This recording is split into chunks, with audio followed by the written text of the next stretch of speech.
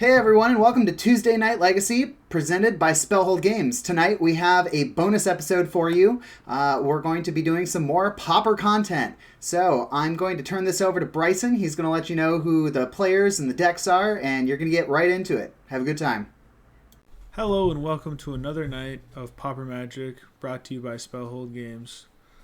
I am Bryson, and I will be your commentator for this evening, and we've got Eugene piloting Jeskai Wildfire on the left, and Rob piloting Blueback Faeries on the right. We'll get this game going. I believe Rob has a die roll, Eugene rolled to 6.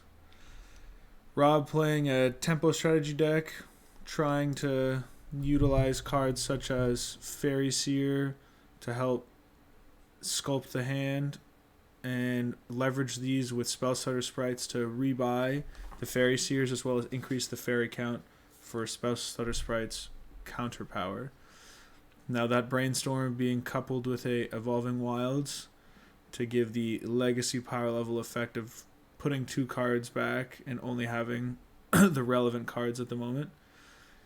Eugene curving out with his Cleansing Wildfire, targeting his indestructible land, allowing him to search up an additional land as well as draw a card. Rob over here trying to decide if he should put some onto the board. He commits a Augur of Bolas. Pretty decent big butt as a 1-3. Oftentimes missing, but with the deck with this much density, there's not really a good chance it'll miss. Rob passing with a tap land, figuring next turn he'll be able to hopefully deploy a ninja or something and rebuy that Augur.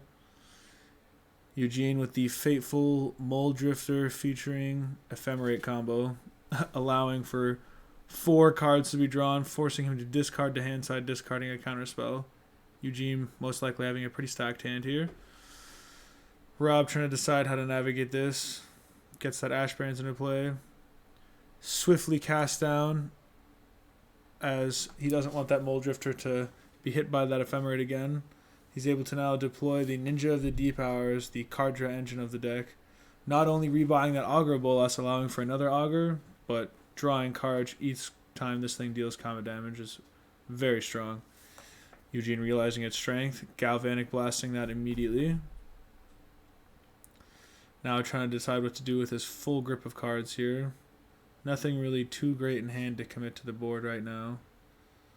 So, I wonder what he's going to decide to do. I think he should pass the turn to Rob. Rob's got plenty of action right now.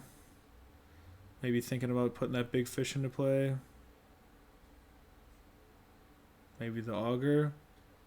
We'll see what he decides to do. Yeah, looking like it's going to be Gurmag Angler. Might as well fill up the yard a little bit more. Play it for, I think it's going to be a 2-mana Angler there. Yeah, Gurmag Angler being a delve threat, which is seen in Legacy as well as a pretty strong threat before the printing of Uro and Murktide Regent. But still a very viable 5/5 beater in Pauper, with Eugene's deck being primarily bolts and galvanic blasts. It's going to be tough for him to clear. Oh, Eugene having that snap. And Rob with the dispel, but Eugene, wisely leaving up all this mana, is able to use the fairy to counter the dispel. So this interaction here is that the spell stutter requires there to be fairies in play. So Rob astutely snuff outs the fairy, which is a free removal spell, as long as he has a swamp allowing him to pay 4 life to remove the fairy. Eugene with the double burn plan to try to get rid of this Angler, because if this is left in play, Eugene is sure to lose mighty fast. Gurmag Angler consuming the 2-for-1. Luckily, Eugene had reaped a lot of card advantage, but now he's down to what looks like 3 or 4 cards in hand. Rob using that Augur of Bolas, refueling a little. Probably going to get a counterspell, yep. Probably going to just leave up mana and go. He's got his 18 turn clock in play. Hopefully can speed it up with many different options in the deck. Eugene now looking to another Mole Drifter, evoking it to draw 2, hopefully hit an Ephemerate. Unfortunately, no. So just cycling that. The Dawnbreaker Cleric, the multiple mode option here. Seems like Eugene Oh, doesn't get an option to choose because it's going to be counterspelled. Untapping with Rob's. Looks like 5 mana there. Drew a land. Nugging away. 17 turns to go. As long as he's able to maintain this board's control, Rob can ride this guy to victory. He's got that spell starter in hand, either saving it for spell or eventually just deploying it to reduce the clock a little. Both players land go, land go. Eugene with the top end of the Soul of Migration. Absolutely brutal threat. Being fought by a counterspell into another counterspell, which is with a double spell stutter to allow for the... Wow, what a play. The fairy count needed to hit 2 for that, and he had the double spell stutter. Another Dawnbreaker Cleric there, taking out that Gurmag Angler once and for all. Won't have to be seeing that again. Now, has this flying clock with the 2 spell stutters. Has Eugene on a 5-turn clock, actually 6-turn clock. Eugene promptly using his spell stutter to counter the Preordain, considering he hasn't had many good targets for it. The hard cast Snuff Out to allow for the Preordain to go through. Eugene pulls out another spell stutter, and Rob's got a counterspell for that too. Eugene now only with 1 card in hand, and it looks like Rob will probably only have 1 card after this resolves here. But it's a pretty clear line right here as long as Rob can ride these fairies across the line. Only 5 more turns to go. Oh, this speeds it up. Bouncing, drawing a card, and dealing 2 damage. Deploying his Thorn of the Black Rose, giving him the Monarch. Eugene clearly packing it up there after that counterspell. Rob starting things off again, using that Fairy Seer to increase the fairy count as well as smooth out the next few turns to make sure he's able to make his land drops and hopefully find a ninja to reap advantage off this Fairy Seer. Eugene simply playing his tapped artifact lands and passing. Ninja appropriately right on time, giving Rob that advantage and increasing the clock since it's a 2-2 instead of a 1-1. Eugene playing that Augur, hopefully looking for an answer. There, as I was saying, finds that Galvanic Blast, swiftly ends that Ninja. Rob untapping the empty board here on his end. We know he's got that Fairy Seer, which he decides to deploy. Another Ninja and a Gurmag on top. Happily leaves both of them there. Eugene, knowing that there's some shenanigans in the future, probably will have to play around that appropriately. Decides to use a Seagate Oracle now. Digging away. Lets you pick the best of the 2 cards on top. Rob realizing he can't, has to do the hard counterspell for that. Spell Starter doesn't have enough fairies. Augur chipping in there. Rob doing likewise. Of course, had the other ninja drawing even more cards. Looks like he's got a pretty full grip there. Deploys that Fairy Seer again, letting you reduce cards in hand. Leaving, I'm assuming, the Snuff Out on top and land. Oh no, it looks like he needs a black source. Oh, but he's got the fetch. A lot of options here. I'm not sure what Rob chose. But I know Eugene is deploying his Ardent Elementalist to rebuy that Galvanic Blast. To adios that ninja. Can't have Rob drawing more cards.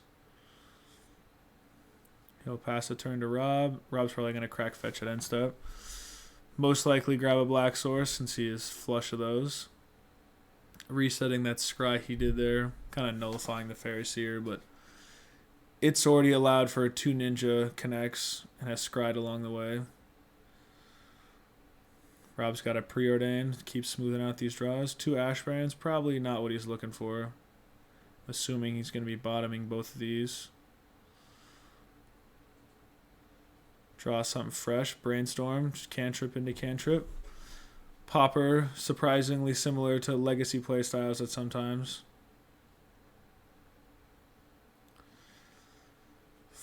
Unfortunately, Brainstorms aren't as powerful with the fetch land suite available in Pauper, but the interaction of being able to put back duds is very powerful. And another ninja, Rob just drawing loads of cards here into a Gurmag Angler to really start pressuring Eugene here. Eugene now under the gun has to either be chump blocking this thing or just start taking 5. Let's see if he's got a Mold Drifter and Ephemerate hanging around. Something to help him dig his way out of here. There's the evoked Mold Drifter. And an Ephemerate. So Eugene's got his little card draw engine here. Putting Ancestral Recall to shame. Going to be drawing a total of 6 cards by Eugene's next upkeep for 4 mana. Pretty good rate. There goes that 5/5 rumbling in. Eugene wisely chumping that to preserve his life total for now. Rob now deploying another Fairy Seer. Sees 2 Marcheses of the Black Rose. Thorn of the Black Rose. Which is probably the strongest mechanic available in Pauper is Monarch. Allowing you to incrementally draw cards as long as you're the one dealing combat damage and maintaining the board state. Considering Rob's 4 creatures to Eugene, or his 3 to Eugene's 2, with one of them being a 5/5, this is most likely going to be tearing up the game. Eugene doesn't know about it, but hopefully he's ready for it. Rob and Eugene now just trying to determine the timing of the Ephemerate. And Rob deciding to spell stutter the Ephemerate that's coming off suspend. Delay, sorry. Let's see here. Eugene now. Still backpedaling here. Pretty tough position now. If only Eugene had one of these Soul of Migrations to really start gumming up the board and let him tread water enough to overwhelm the Gurmag Angler. Goes with a Dawnbreaker Cleric to most likely, gain some life, give him a chance to sit around a little longer, and hopefully blast through Rob's board state.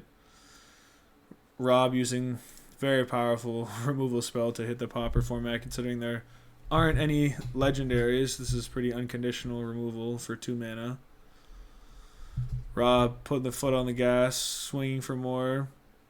Eugene bolting the Gurmag Angler. And then blocking with the Ardent Elementalist, allowing him to trade off there. Here comes the parity breaker with that Thorn of the Black Rose, giving Rob Monarch, kind of shutting the door on Eugene. There goes Eugene deploying a flyer, which gets followed up by a spell stutter counting that. So Rob will maintain the Monarchy for now. Eugene going for another Evoked Mold Drifter. Doesn't hit Ephemerate. He's got that Ardent Elementalist if he wants to rebuy an Ephemerate and then sort of loop that. But he sees that the game is over, and Rob takes the 2-0. Well, that was a set of games, wasn't it? Did you like when Rob countered my board state several times? I sure didn't. Well, if you like that game, please let me know in the comments, and we can and will get you more bonus Pauper content as time goes on. Please like and subscribe, and tell everybody you know about Tuesday Night Legacy.